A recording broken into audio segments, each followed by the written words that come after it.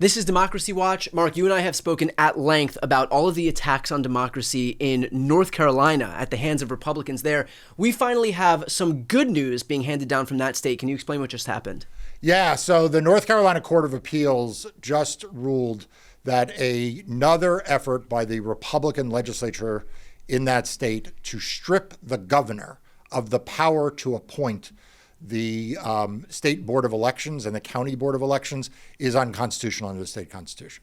I mean, this is now the second major effort that Republicans in that state have done to try to strip Democratic governors of the ability to appoint these positions. And it is the second time that they have run into trouble in the courts. This one's notable because, the Court of Appeals in North Carolina is leans very Republican. Right, it's a 5-2 court. Yeah, but this was a 2-1 decision in favor of the new governor. So that's good news for democracy. And so what were Republicans seeking to do, and what's going to be the law of the land as of right now? Okay, so this is how desperate Republicans are to be able to cheat on elections. Their first gambit was to say that the legislature gets to appoint the members of the 5-person board of elections. And the counties, there are county boards as well, and that they get to appoint the chair. Okay, that was their gambit. Very straightforward. We want the power. We don't want the Democrats to have the power, so we're just going to take the power. Yeah. The state Supreme Court said no, can't do that because this is not a legislative function. This is an executive branch function. Administering elections belongs in the executive branch, has to be with the governor. You might think the Republican legislature would then go about doing other things, but oh no, they came back. And they decided that they would shift the power here, since they couldn't take it to themselves, to, wait for it, the state auditor. Because it turns out that the auditor in North Carolina is a Republican. So they moved the power. They said, okay, we have to put it in the executive branch. We'll put it with the auditor. And the auditor happens to be a Republican. Now, I pulled up the auditor.nc.gov, and it says the North Carolina Office of State Auditor is your fiscal watchdog. We audit more than $100 billion in state assets and liabilities every year, bringing transparency to local, state, and federal government. Their mission is to. Why wouldn't that person be in charge of the state? Right? Why wouldn't they appoint the state board of elections? Why wouldn't they appoint all the county boards of elections? Well, the answer is because it's not just as the Court of Appeals said. It is not just that it can't be the legislature. But this is actually a power of the governor. They can't be like, you know what, governor, you have a pardon power, but we no longer want you to have it, so we're now giving it to the auditor. The auditor, right. Right, like it's not like everyone in the executive branch is just kind of created the same, and the legislature gets to just move everything now to the auditor. The auditor gets to sign bills. The auditor gets to pardon people. The auditor commands the National Guard, right? But this is the way the Republicans think, right? The Republicans think, well, if we can't do it ourselves, we will find a way to just bust through the way in which constitutional government works, and it will get blessed by a Republican court. Well, at least in this instance, this Republican-dominated court said no, and that is a good day for democracy. Can you explain to give folks who are watching right now an idea of what North Carolina Republicans are capable of and are willing to do? Can you explain what they sought to do in North Carolina in the state Supreme Court, which I've covered at length on my channel? I know you have covered it at length on Democracy Docket as well. What they've sought to do and the outcome as far as it stands right now. Yeah. So look, this is about as partisan a legislature as you are going to find anywhere in the country. I mean, these are folks who have gerrymandered not in secret, but actually in public. They have boasted about how gerrymandered their maps are, and they take pride in it. This is a legislature that changed the nonpartisan election for state Supreme Court to partisan elections. I mean, who does that? Who decides, you know what the problem with our state Supreme Court is? It's elected, but it's not partisan elections. So they made them not partisan enough. Yes, we need more partisanship among our judges, right? Right. And I mentioned that in this instance, they shifted the power from the governor, not to the Secretary of State, because that's a Democrat, not to the Attorney General, because that's a Democrat, but to the auditor. And that's the way they think. So what's happened in this state Supreme Court election is there was a very close election for a state Supreme Court seat. The Republicans controlled the state Supreme Court. And the Democrat won. Democrat won the seat. It would still, by the way, be a Republican-controlled state Supreme Court. It would be a 5-2 court. But that wasn't good enough for them. They wanted it to be 6-1. Presumably, they want it to be 7-0. But the Republican candidate who lost sought a recount. The Democrat won again. They sought another partial recount. The Democratic candidate won again. And then what happened is the North Carolina Republican Party, the Republican National Committee, and this candidate, Jefferson Griffin, they filed a lawsuit to disenfranchise 65,000 voters. 65,000 for an election decided by 735 votes. They wanted to disenfranchise 65,000 people.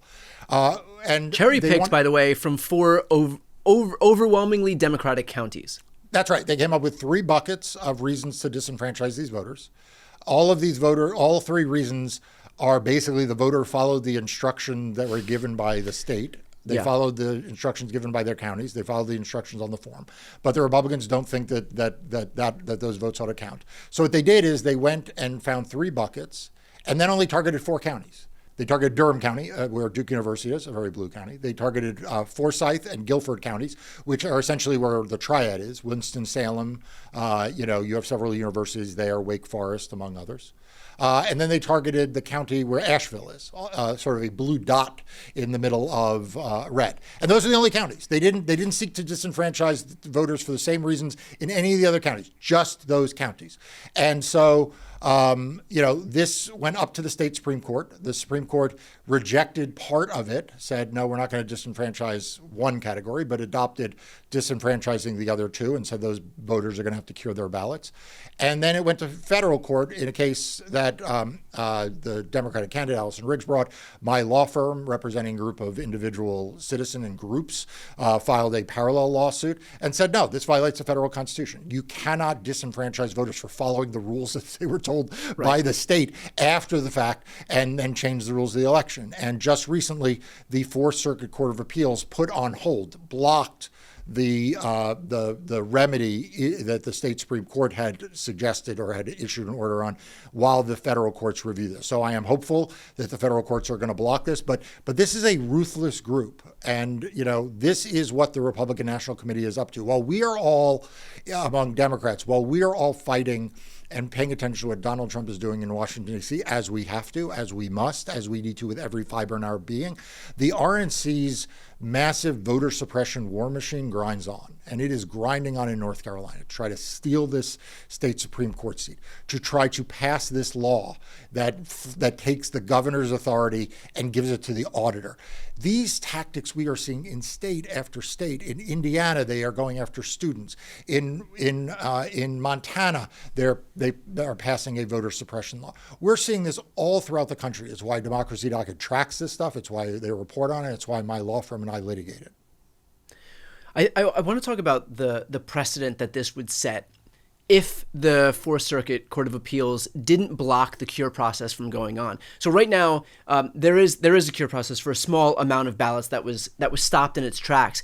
If they allowed that to go on, then that basically does establish some precedent that other states across the country could rely on when they decide, okay, you know what, we here in Pennsylvania want to discard ballots or challenge ballots just from Philadelphia. In Wisconsin, we want to challenge ballots in Milwaukee. In Michigan, we want to challenge ballots just from Detroit. And so, can you talk on the significance of the fact that, as of right now, at least, the Fourth Circuit Court of Appeals has blocked this from becoming precedent, where now you can just cherry pick ballots that you don't want counted, and you can figure out a way to establish some type of cure process where the onus then falls on the voters to go back and cure ballots that were cast correctly and legally.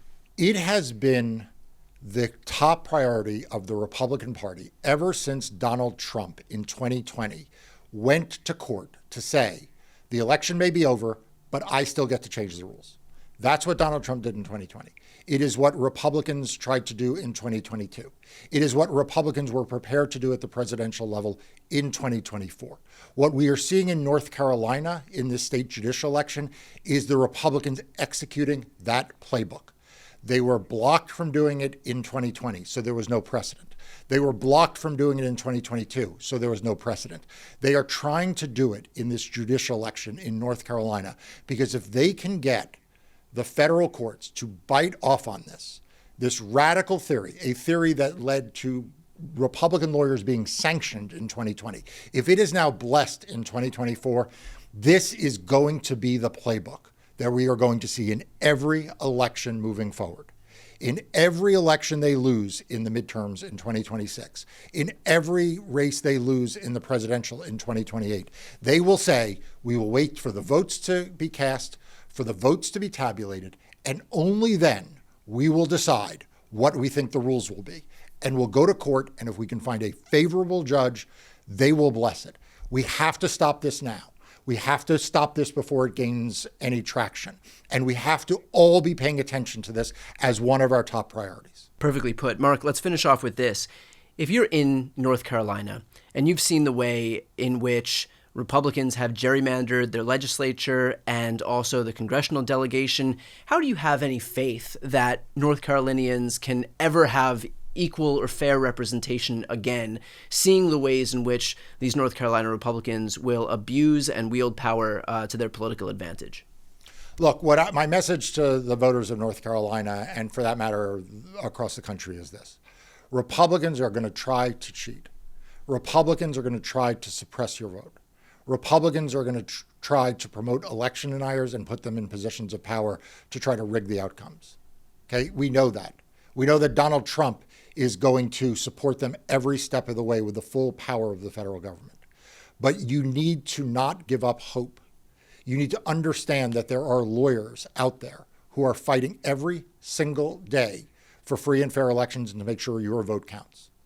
There are news outlets like what Brian does, like what Democracy Docket does. Every single day, they are not corporate owned, they're not corporate controlled, they do not bow down, they do not obey, they do not look to make compromises with Donald Trump and the Republicans. And they will keep you informed on what is happening.